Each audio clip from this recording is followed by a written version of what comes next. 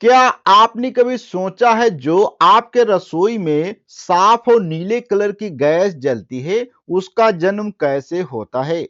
यह कहानी कोई 1 या 2 दिन की नहीं, बल्कि लाखों साल पुरानी प्रकृति की एक अद्भुत जादूगरी है। आज हम 90% लोग यह नहीं जानते हैं कि साधारण सा दिखने वाला गैस सिलेंडर आखिर में हमारे घर तक कैसे पहुंचता है। यह विषय सिर्फ विज्ञान का नहीं है, बल्कि हमारी रोजमर्रा की जिंदगी और सुरक्षा की कहानी है।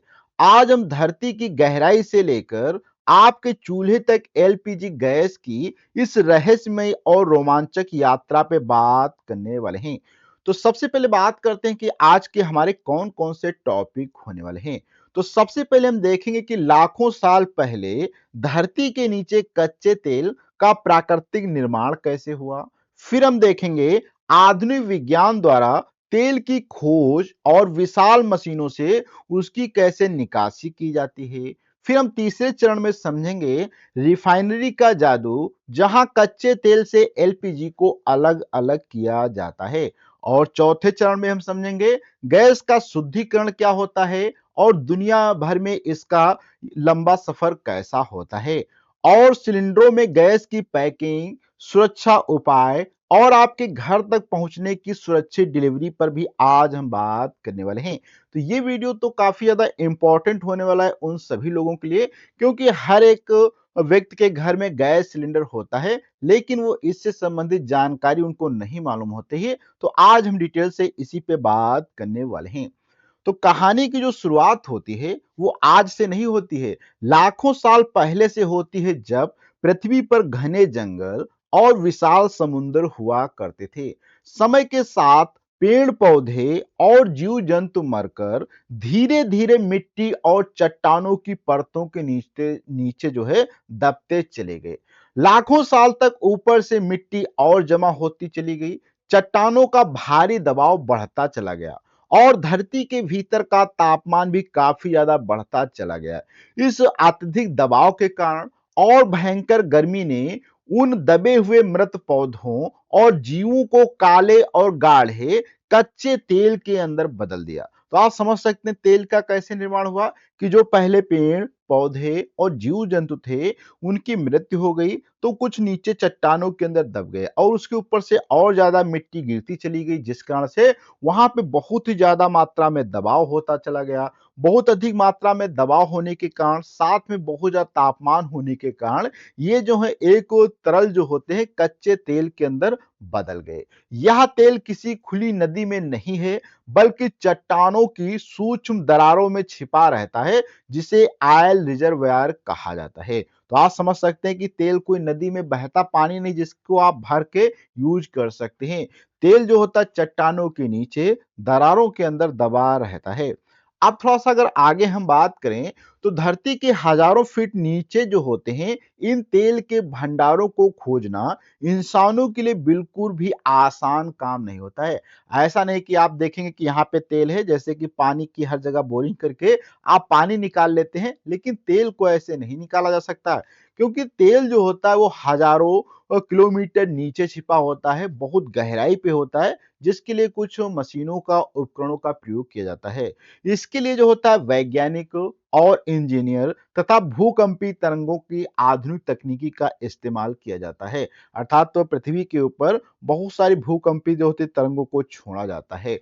विशेष मशीनें जमीन के ऊपर कंपन पैदा करती हैं और ये तरंगे जो होती हैं धरती के अंदर मौजूद चट्टानों से टकराकर वापस आती हैं। अर्थात जब ऊपर से तरंगे भेजी जाएंगी तो नीचे जाएंगी और चट्टानों से टकरा के जब वापस आती हैं, तो वैज्ञानिक सुपर कंप्यूटर की मदद से इन जो है लौटती हुई तरंगों का गहरा अध्ययन करते हैं। और यहाँ पे जो तरंगे वापस आते हैं, वैज्ञानिक इनका गहरा अध्ययन करते हैं। इस पूरी जटिल प्रक्रिया को ऑयल एक्सप्लोरेशन कहा जाता है, जिससे तेल की सटीक लोकेशन का पता लगाया जाता है। जब सटीक लोकेशन का पता लग जाता है, तो उसके बाद यहाँ पे क्या होता है, तेल का भंडारण जब पक्का मालूम हो जाता है कि यहीं पे तेल का भंडार होता है, तब वहां विशाल जो होते ड्रिलिंग मशीनें लगाई जाती हैं। ड्रिलिंग मशीनें का मतलब होता है जो बोरिंग करती हैं, उन्हें विशाल यहाँ पे ड्रिलिंग मशीनें लगाई जाती हैं।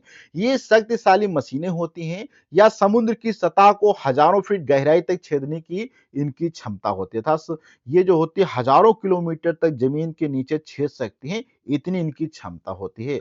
समुद्र के बीच में भी अगर कोई तेल मौजूद होता है, अगर देखो पृथ्वी पे मौजूद है तो भी यहाँ पे क्या किया जाता है, तेल का जो होता है जमीन पर भी निकाला जाता है। वहीं पे अगर समुद्र के बीच में मान लो तेल के कहीं पे संकेत मिलते हैं कि यहाँ पे तेल है, तो वहां पे भी निकालने के लिए विशाल जो होता है ऑफशोर ऑयल जो होता है प्लेटफॉर्म्स बनाए जाते हैं। पहले प्लेटफॉर्म बनाए जाते हैं, फिर वहीं पे बड़ी-बड़ी मशीनों को ले जाकर वहां पर भी ड्रिल की जाती है। कई मशीनों की लगातार ड्रिलिंग के बाद पाइपलाइन के माध्यम से गाढ़ा और काला कच्चा तेल ऊपर लाया जाता है। इस कच्चे तेल में कई तरह के पदार्थ मिले होते हैं, इसलिए इसे जो होता है सीधे ईंधन के रूप में इस्तेमाल नहीं किया जाता। देखो पहले तो पता किया गया कि कहाँ पे तेल है, फिर मशीनों की सहायता से उस तेल को बाहर निकाला जाता है। अब ये जब ये तेल बाहर निकल आता है, तो इसके बाद फिर शुरुआत होती है दूसरे चरण की कहानी कि धरती से निकले हुए जो यहाँ पे अशुद्ध और कच्चे तेल को जहाजों और पाइपलाइनों के जरिए ऑयल रिफाइनरी तक पहुंचाया जाता है। ऑयल रिफाइनरी क्या होती है? तो रिफाइनरी वास्तव में किसी विशाल औद्योगिक शहर जैसी होती हैं। अर्थात एक प्रकार से बहुत बड़ी एक कंपनी होती है जो कभी सोती नहीं, अर्थात जो कभी बंद नहीं की जाती हैं। यहाँ ऊंचे-ऊंचे टावर होते हैं, जटिल पाइपों का भारी जाल होता है और विशाल भट्टियां दिन रात लगातार काम करती रहती हैं। रिफाइनरी के अंदर जो होता है, इस कच्चे तेल को सबसे पहले एक बहुत बड़ी और शक्तिशाली भट्टी में डाला जाता है। भट्टी में डालने से क्या होता है, ये बिल्कुल मेल्ट करा दिया जाता था, पिघलाया जाता है।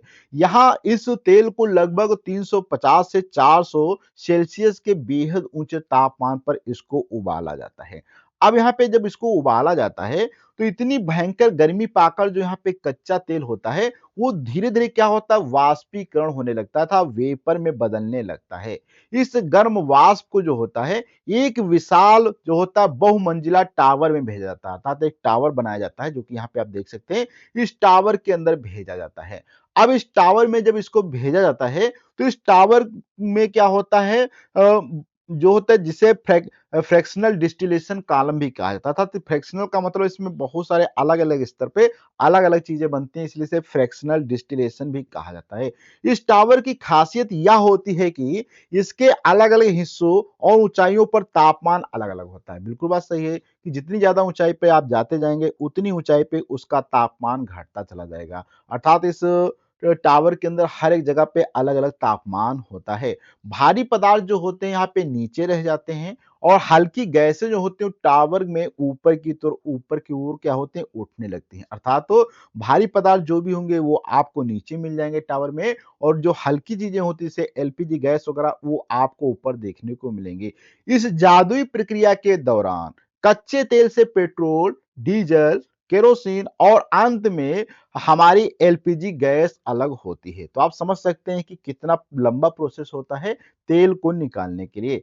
अब थोड़ा-सा बात करते हैं एलपीजी के विषय में। तो एलपीजी का पूरा नाम जो होता है वो लिक्विफाइड पेट्रोलियम गैस होता है, जो वास्तव में एक मिश्रण होता है।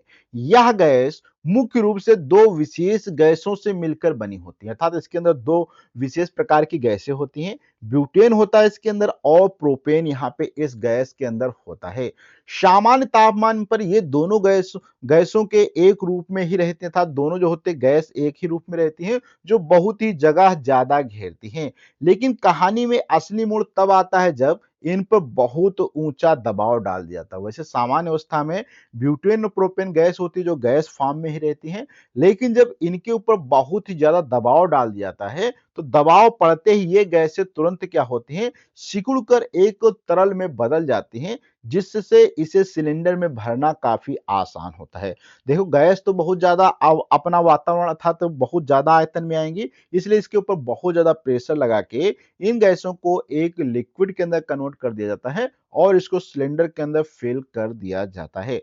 वहीं पे थोड़ा-सा बात करते हैं, तो रिफाइनरी से निकलने के बाद एलपीजी गैस सीधे आपके सिलेंडर में नहीं भरी जाती है।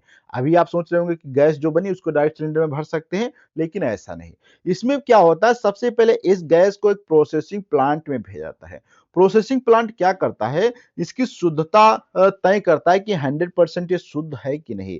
यहाँ वैज्ञानिक प्रक्रिया द्वारा गैस के अंदर मौजूद जो नमी होती है, कुछ सल्फर होता है और अन्य जो हानिकारक अशुद्धियाँ होती हैं, वो पूरी तरह से गैस से हटाई जाती हैं।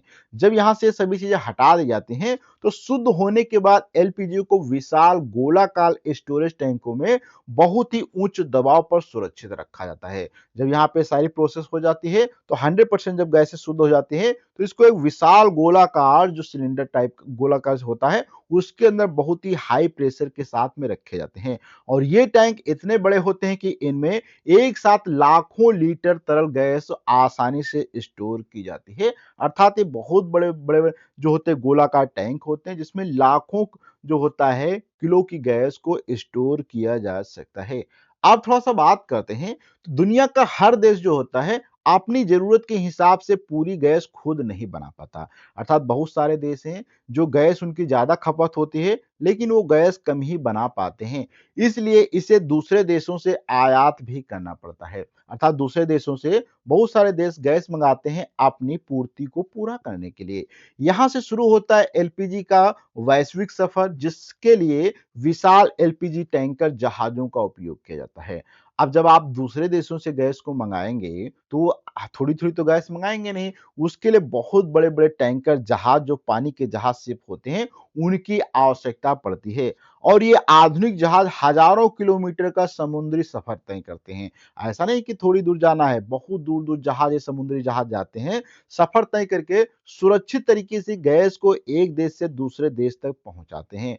बंदरगाह पर जब ये जहाज़ पहुँचते हैं, तो गैस को विशेष टर्मिनलों के ज़रिए उतारा जाता है और फिर रेल टैंकर में लोड कर दिया जाता है। अर्थात पहले गैस को विशेष रूप से उतार कर फिर उसको गैस को जो था टैंकरों के अंदर जो हमारे होते हैं था रेलगाड़ियों के टैंकर उसमें इनको क्या कर दिया जाता है लोड कर दिया जाता है। इसके बाद मजबूत बुलेट टैंकर ट्रक इस गैस को देश के अलग-अलग शहरों के बॉटलिंग प्लांट्स तक पहुँचाते हैं। पहले ट्रेन में उतारा जाता है, फिर वहाँ से ट्रेन से टैंकरों में उतारकर इसे जो होता है अलग-अलग देश के क्षेत्रों में पहुँचाया जाता है।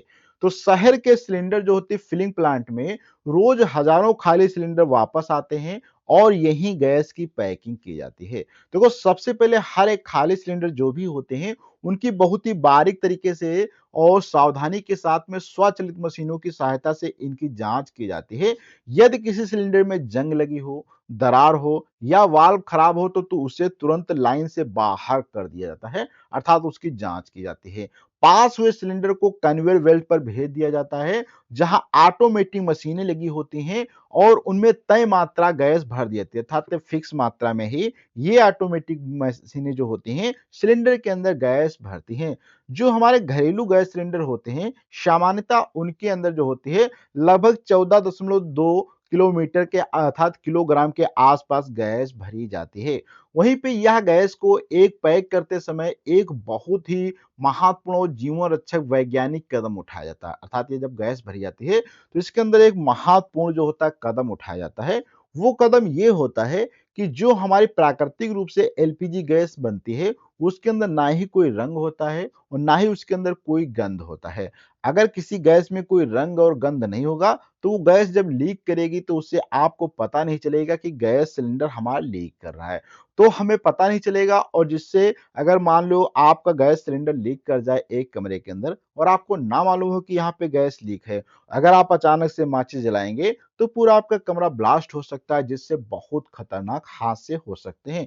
इन हादसों से बचने के लिए क्या किया गया है अगर यह बचने के लिए इसलिए सिलेंडर में भरते समय इसमें एथिल मरकप्टन जो होता है नाम का एक विशेष केमिकल मिलाया जाता है। मेथिल जो होता है एथिल मरकप्टन ये एक प्रकार से जो केमिकल मिलाया जाता है या वही केमिकल होता है जो एलपीजी को उसकी खास और तेज बदबू देता है ताकि लीक होने पर तुरंत खतरे का पता चल सके। अर्थात तो ये जो इसके अंदर एथिल मरकप्टन मिलाया जाता है इसकी सहायता से जब गैस आपका सिलेंडर लीक करता है तो आपको मालूम हो जाएगी कि यहाँ पे गैस जो है लीक हो रही है, क्योंकि एथिल मरकैप्टन बहुत ही बदबू ज़्यादा देता है, जिससे आपको तुरंत पता चल जाएगी कि हमारा सिलेंडर लीक कर रहा है। आप थोड़ा-सा आगे बात करते हैं, तो सिलेंडरों की पूरी तरह पैक और सील होने के बाद उन्हें ट्रकों में भरकर स्थानीय गैस एजेंसियों तक पहुँचाया जाता है। देखो, सबसे पहले इनमें क्या गैस को पैक किया गया, फिर ट्रकों में भरकर इसको स्थानीय गैस एजेंसियाँ जो होती हैं, जहाँ से घरों के अंदर सिलेंडर पहुँचते हैं, वहाँ तक पहुँचाया जाता है। फिर भारत में जैसे कि बात करें, जैसे कि इंडियन ऑयल कंपनी है, भारत पेट्रोलियम है और हिंदुस्तान पेट्रोलियम जैसी कंपनियाँ जो होती हैं, वो इनका विशाल नेटवर्क चलाती हैं। जब आप अपने घर से गैस बुक करते हैं, तो एजेंसी का कोई भी डिलीवरी मैन नया भरा हुआ सिलेंडर लेकर आपके दरवाजे पर आता है और वह पुराने खाली सिलेंडर को सुरक्षित रूप से हटाकर इस नए गैस से भरे हुए सिलेंडर को आपके किचन में लगा देता है और रेगुलेटर ऑन करते ही दबाव कम होता है और जो तरल गैस होती है सिलेंडर के अंदर, वो जो होता है वापस गैस के रूप में बदलकर स्टोव तक पहुंचने लगती है। तो समझो, गैस सिलेंडर में जो गैस होती है, वो तो एक तरल रूप में होते था, लिक्विड होती है, लेकिन जैसे यहाँ पे रेगुलेटर को आप ओपन करते हैं तो ऊपर का दबाव कम होता है और कम दबाव पाते ही जो गैस वहाँ पे आती है, तुरंत वो क्या होती है, लिक्विड से गैस के अंदर कन्वर्ट हो जाती है और हमारे स्टोव तक पहुँच जाती है। जैसे ही आप लाइटर जलाते हैं, तो यह क्या होती है, एक साफ और नीली लो के साथ में क्या करती है, जलना स्टार्ट कर देती है, जो कि आधुनिक हमारी गैस है। आज इस एलपीजी गैस ने पूरी दुनिया में इंसान का के खाना बनाने के तरीके को जो है पूरी तरह से बदल दिया है। एक समय था जब लोग क्या करते थे, लकड़ी से खाना बनाते थे, कोयले से खाना बनाते थे या उपलों पर खाना बनाते थे, जिससे निकलने वाला धुआं जो होता था, वो सेहत के लिए काफ़ी ज़्यादा जानलेवा हो जाता था। लेकिन एलपीजी जो आई है, उसने रसोई से मुक्त अत्यंत साफ, सुरक्षित और खाना पकाने की प्रक्रिया को बहुत तेज़ बना दिया। अर्थात आप समझ सकते हैं कि जो खाना हम बनाते थे लकड़ियों वगैरह पे, वो जानलेवा और जहरीला धुआँ उसमें निकलता था, लेकिन एलपीजी गैस से खाना बनाने पे 100% धुएँ से मुक्ति होता था। वहीं पे इसमें धीमी कुकिंग होती थी जो हमारा चूल्हा था, लेकिन इसमें गैस में बहुत तेज़ी के साथ में खाना पकाया जा सकता है और ये जो होता सेहत के लिए हानिकारक था, हमारा जो लकड़ी कोयले से खाना बनाते थे, वहीं पे ये प्रदूषण मुक्त और स्वस्थ जो होता परिवार इससे रहता है। तो आज करोड़ों परिवार जो होती इसी तकनीकी अर्थात एलपीजी के ऊपर निर्भर करते हैं और ये प्रदूषण मुक्त और स्वस्थ रसोई का आनंद ले रहे हैं। आप थोड़ा-सा बात करते हैं फनल और सुपर हिंस अर्थात तो अगली बार जब भी आप अपनी रसोई में नीली लौ को जलते हुए देखें, तो इस लंबी यात्रा को ज़रूर याद रखें। यह लौ केवल गैस नहीं जल रही, बल्कि यह लाखों साल की प्रकृति के द्वारा की गया मेहनत का परिणाम है। इस छोटे से सिलेंडर में धरती की गहराई, विशाल रिफाइनरी और हजारों किलोमीटर की सप्लाई चेन का विज्ञान छिपा हुआ है। यह कहानी हमें दिखाती है कि कैसे प्रकृति और आधुनिक तकनीकी मिलकर इंसान के दैनिक जीवन को आसान बनाते हैं। एलपीजी की यह मात्रा वास्तव में मानव नवाचार और सुरक्षा की एक बेहतरीन मिसाल है। तो आप समझ सकते हैं कि गैस हमारे घरों में जो आती है, वो इतनी आसानी से नहीं आती है, उसको आने में काफ़ी ज़्यादा समय लगता है। तो ये वीडियो आज का आपको कैसा लगा? इसके विषय में आपको अपना फीडबैक कमेंट बॉक्स में देना है। अच्छा लगा हो तो लाइक करें, अपने दोस्तों को शेयर करें। हम अगले वीडियो में मिलते हैं किसी ऐसे ही नए टॉपिक के साथ में, जब तक के लिए धन्यवाद।